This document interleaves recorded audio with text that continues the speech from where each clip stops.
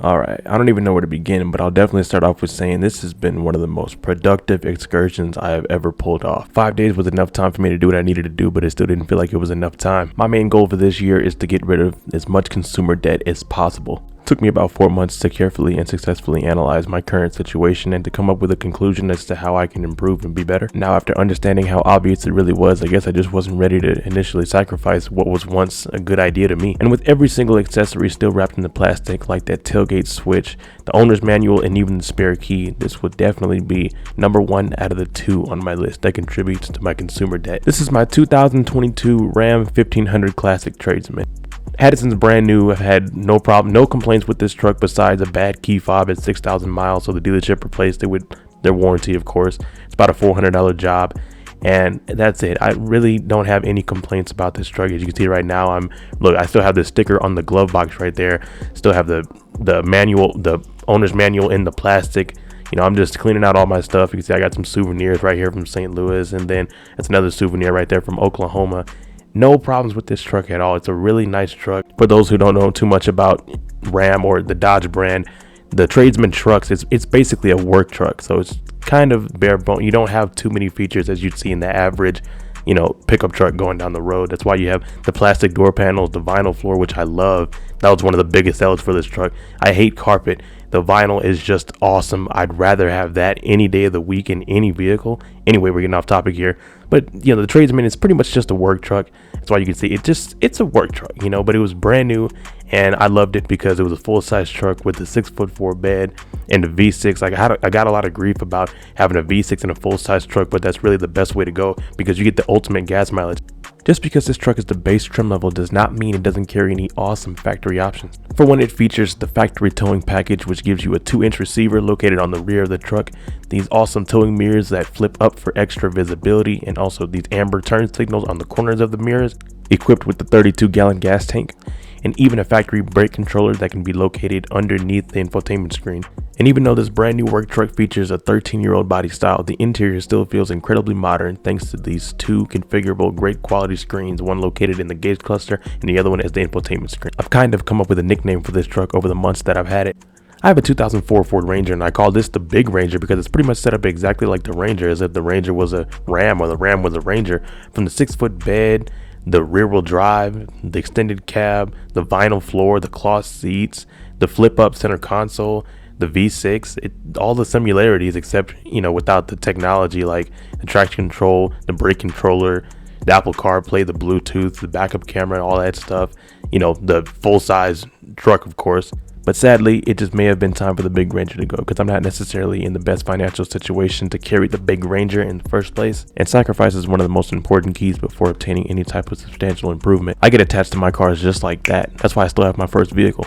But the way I look at it now is I took care of the vehicle throughout my whole entire ownership. No scratches, no dings. I still have every single oil change receipt folded up nice and neatly for you in the glove box. So whatever you do next is totally up to you. Matter of fact, it's not even the same vehicle anymore. I changed the VIN number. At this point, we're probably way past the introduction, but I kind of got lost in the thought process and stuff like that. But hope you guys enjoy the rest of this vlog because there is some audio that I want you guys to hear from these clips. So it'll be on and off as the audio in the clips and my voiceover like right now. But hope you guys enjoyed this nice quality vlog. And let's get into it, I guess, even though it's already 4 minutes in. All right, off to an early start this morning. It is now currently 4:41. Sorry about the glare. I'll fix that in the next clip. Been driving for about 20 minutes now, mostly looking for a gas station. You see we got about 800 miles to go. You can go ahead and round that up right there. So yeah, we're just taking it slow right now until we get out of the city. Look at that, bro. No way, bro.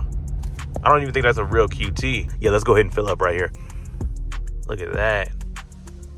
All right, so still 753 miles, and now we got about 677 miles of range. It says the average MPG is 21.4, probably due to a lot of city driving and all that stuff. So I'm gonna reset it real quick. Just keep track on that mileage right there, 1348.2.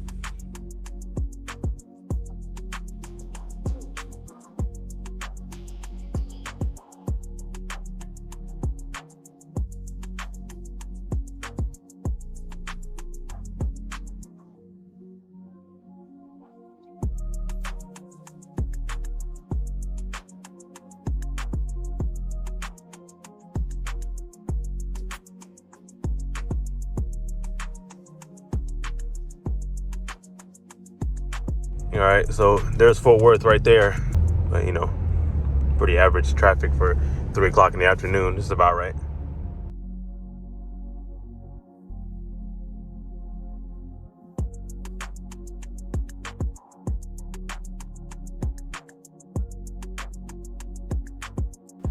After 12 hours of pure road, I was excited to put that transmission in park because it meant I made it. And even though the outside of the truck looked even dirtier than before I even washed it the day prior, at least the inside stayed clean. Shortly after I arrived at my dad's, I went to go visit a really good close friend to purchase his drone so I can enhance my video skills.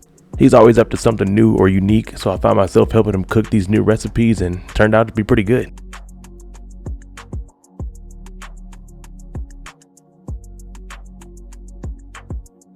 So we've been talking about this drone for months. He already said how much he wanted for it a long time ago. I just wanted to ask him just recently to see if he's going to say the same thing. I remember because I wanted to buy it so bad. That's how you know it's a real friend, when they don't like to discuss actual pricing with you. But he threw in these brand new AirPods because I gave him exactly how much he wanted. I remember how much he wanted. I just wanted to see if he's going to say the same thing. I remember because I wanted to buy the drone so badly. And he throws in these free AirPods like the most clutchiest dude he is, because I was already going to buy some of those anyway. I don't even know if he read my mind or whatever. These are like $300. And he just saved me $300 right there because I gave him exactly how much he wanted, because I remember. The next day started out with a funeral ceremony. Got to meet a lot more friends and family, and you know, just get to see everybody once again.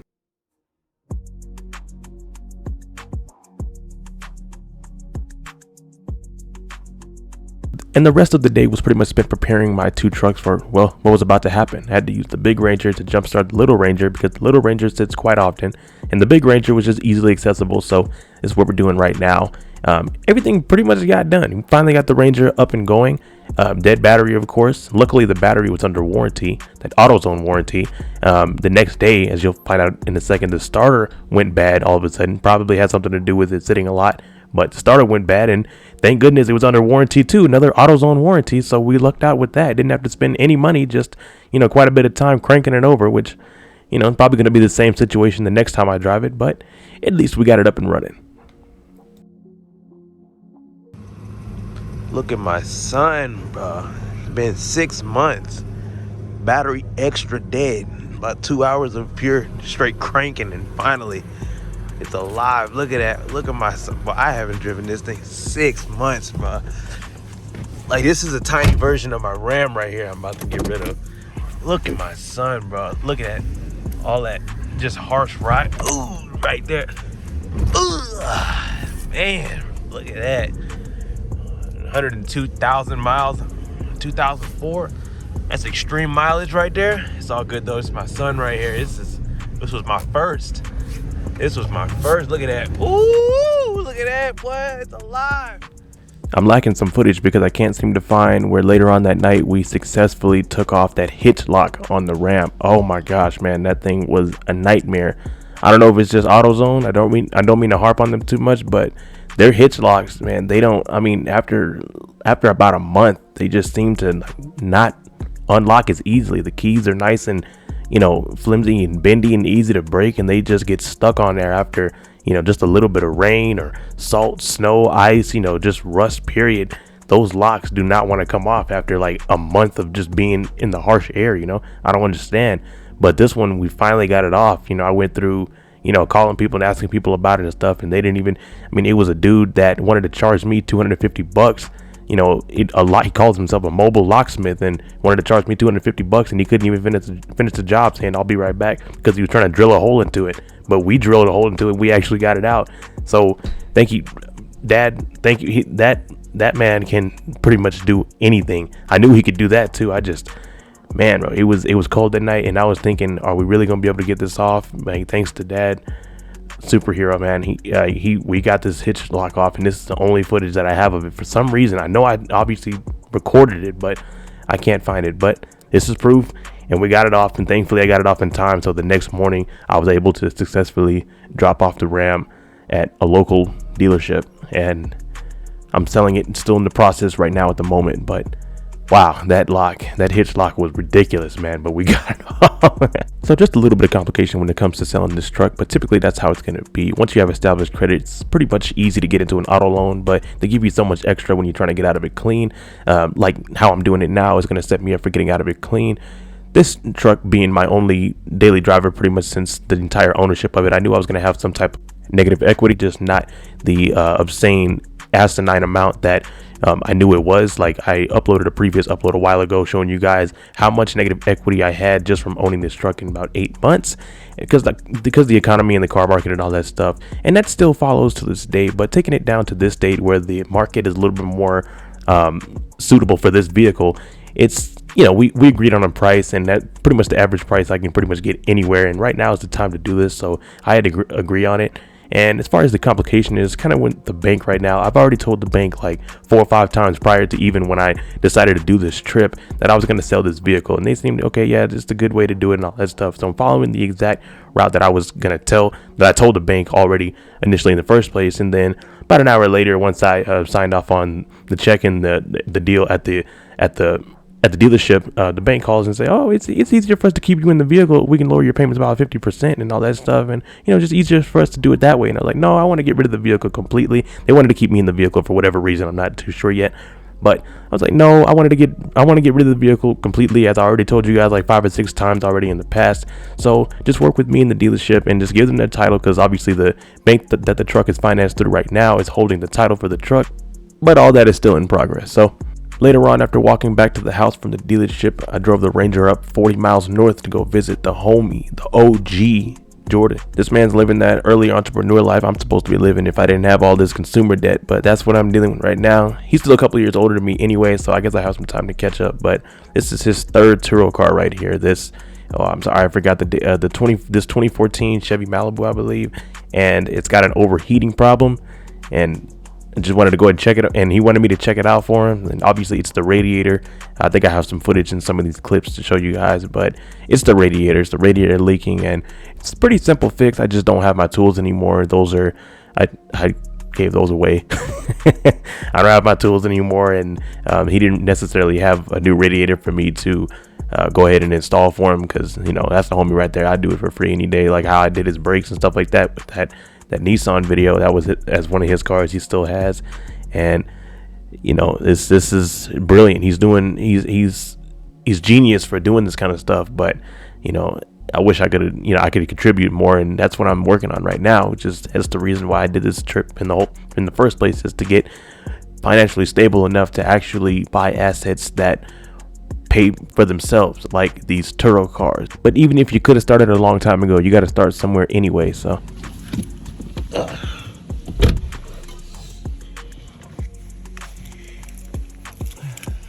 say what's up to the camera. What's up, y'all? My Turo car, you already know. Yep. This thing looks nicer than my car.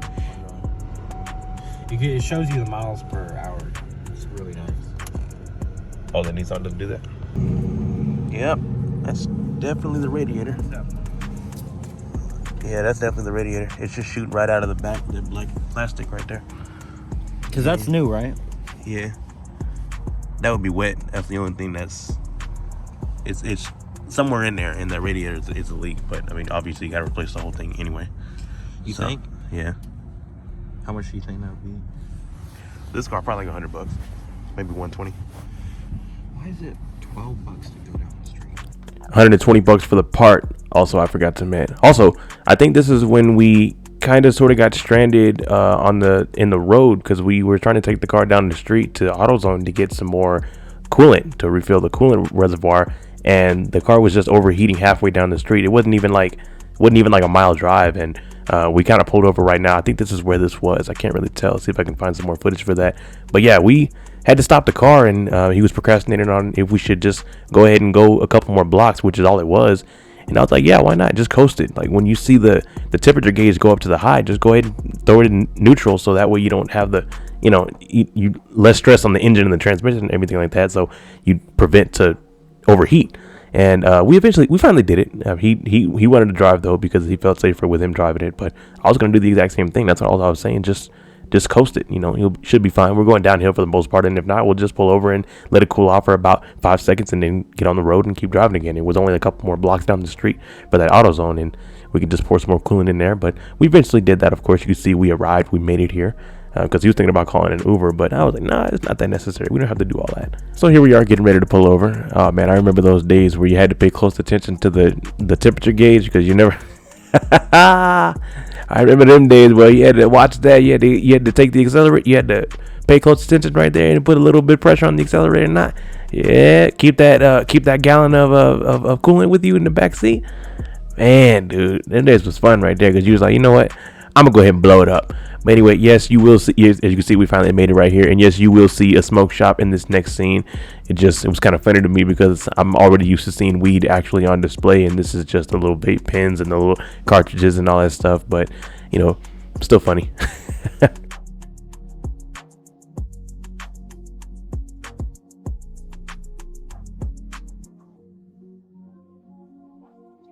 Later on that evening is when the Ranger first started to show its starter problem symptoms. Parked at a QT for not even 4 minutes, came back outside, and you turn the key and all you hear is a click. It's got plenty of power, obviously.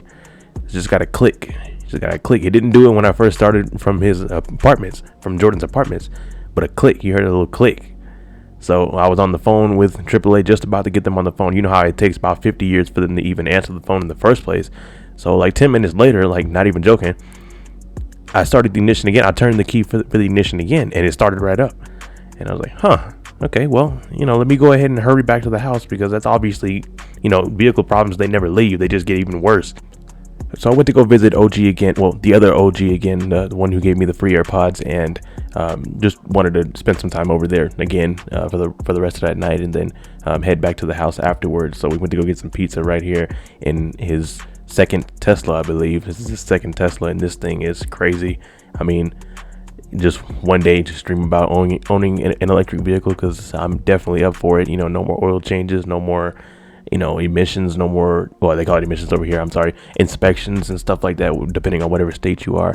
Electric vehicles are definitely the future, but I'm just not really too much of a fan of the range, because that'll never really be as on the point as a regular combustion engine vehicle, along with just the time that it takes to charge a vehicle is as if you were filling a vehicle up with gasoline. It's just never going to be like on point just like that, because if you supercharge a battery, they wear out a lot faster, right? Just like your phone and everything like that. It's never going to be exactly on point to combustion engine vehicles, but at least you're saving the environment somewhat.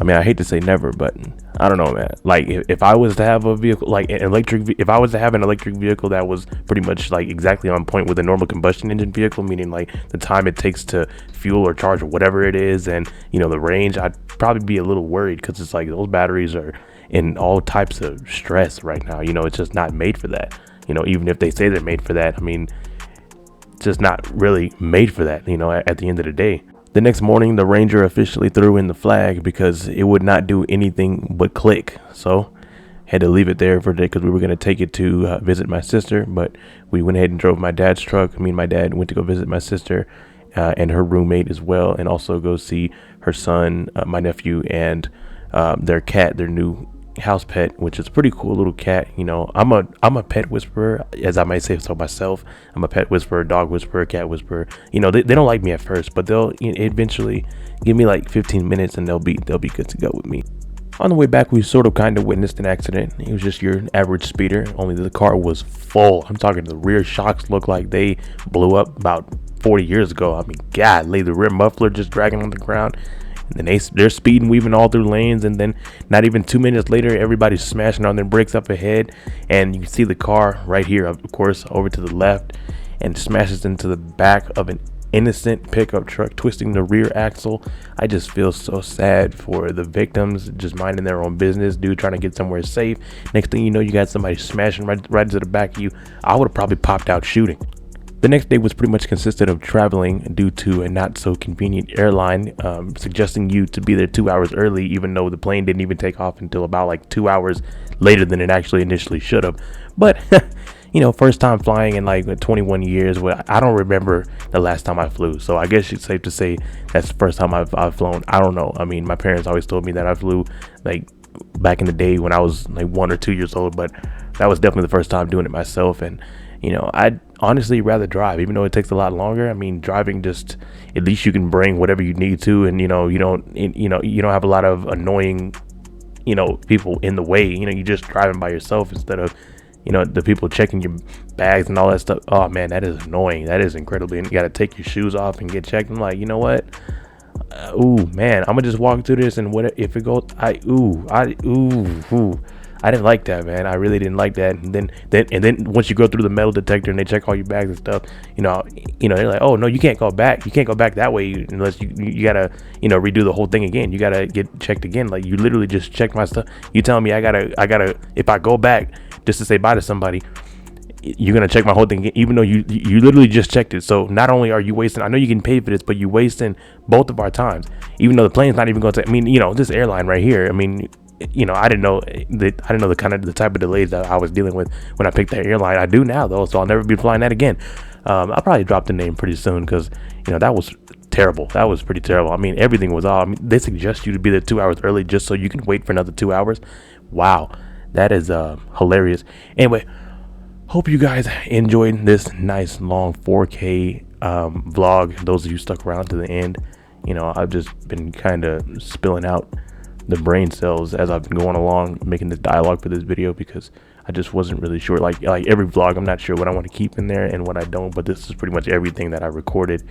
And stay tuned for more content, because obviously it's going to keep going. It's came this far now. I mean, why stop it, right? But anyway, hope you guys enjoyed this video vlog, and that's it.